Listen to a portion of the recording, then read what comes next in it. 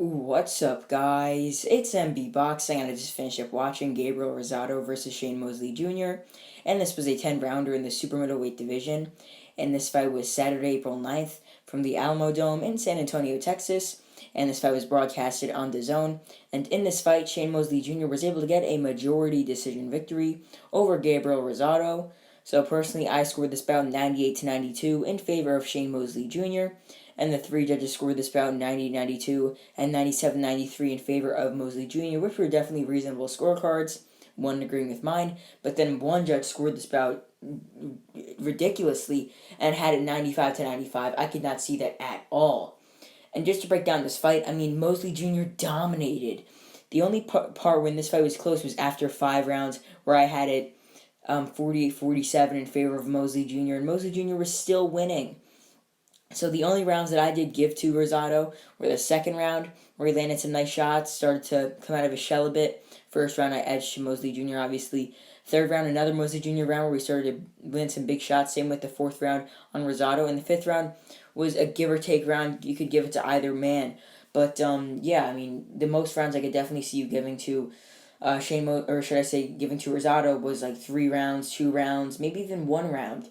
The rounds that Rosado won were really close. However, throughout the fight, it was Shane Mosley Jr. fighting off the back foot and landing big counter punches on Gabriel Rosado. And a couple big moments in this fight were specifically in round number 4, where Mosley actually was hit with a nice overhand right by Rosado and sort of buckled a bit, it looked like, or sort of hurt a bit. But then he came back and immediately hit Rosado with a massive uppercut that wobbled him bad against the ropes. He was really hurt for the rest of that round, and that's for Rosado.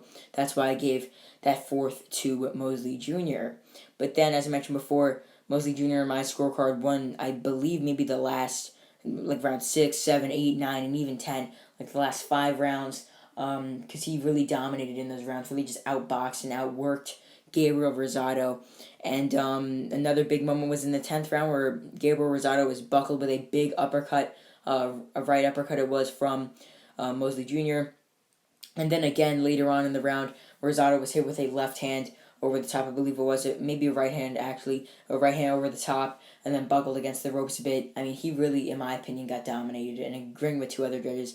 So comment down below how you scored this fight, if you thought it was a draw, which was a ridiculous scorecard in my opinion, or if you agree with me and 2 of the other judges that it was a pretty clear and wide fight for Mosley Jr. So with that being said, what is next for Shane Mosley Jr.?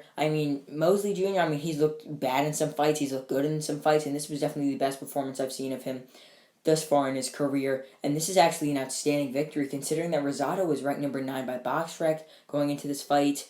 Mosley Jr. might have been ranked like 60 or 70, maybe around there, maybe even like 50, but from what I remember, maybe 60 or 70. So this was a massive upset win for him.